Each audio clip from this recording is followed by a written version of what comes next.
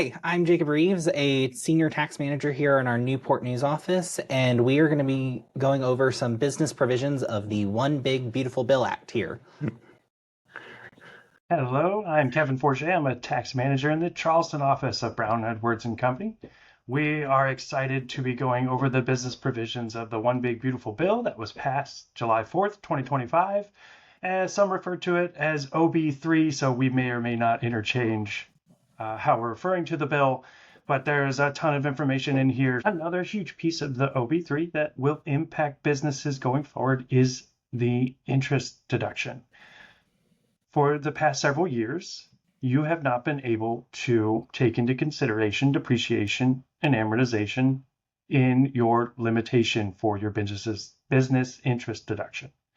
Well, they have reinstated using EBITDA, earnings before income taxes, depreciation, and amortization, in computing your adjusted taxable income. What do you think, Jacob, the biggest impact in this change will be? Yeah, so I think that's going to go back to a lot of those clients that you just need that extra wiggle room. You're a little bit more leveraged than some others. You're profitable, but you have these deductions that were causing you to limit your interest expense, that now we're getting that added benefit back. It's not back to the old rules where we could just expense all the interest we wanted, Right. but we at least are getting back to a more comfortable level where a lot fewer taxpayers are impacted by this.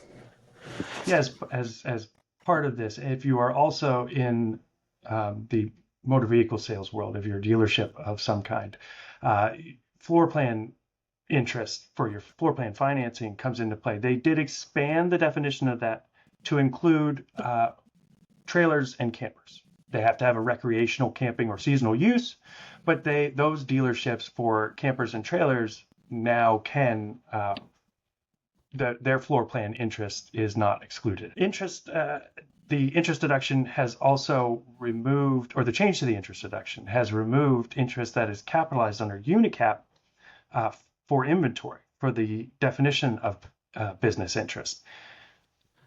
Can you speak more to that, Jacob?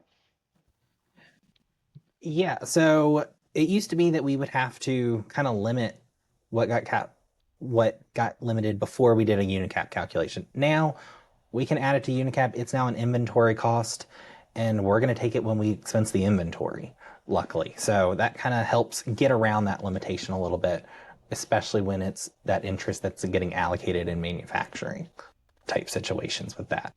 The other thing with this is that they did start to include, so UNICAP is section 263A cap A, and then there's interest that's required to be capitalized under 263 little a. So little a used to be excluded and now is specifically put into the limitation. So now if you are incurring interest as you are constructing a building, when you put that in service, you have to take that interest expense and run it through your 163J calculation before you determine how much you're going to add to the building and how much you're going to suspend. And this is actually one of those calculations that works counter to what you want to happen. So we actually have a recent scenario that we've kind of looked at where a client is building a new facility and is capitalizing their construction interest.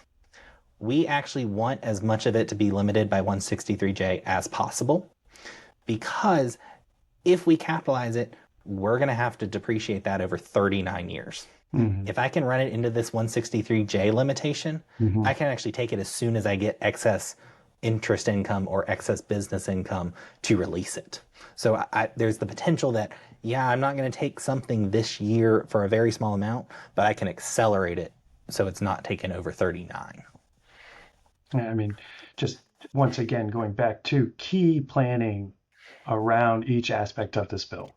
If you have a question about any of these items, pick up the phone, give us a call.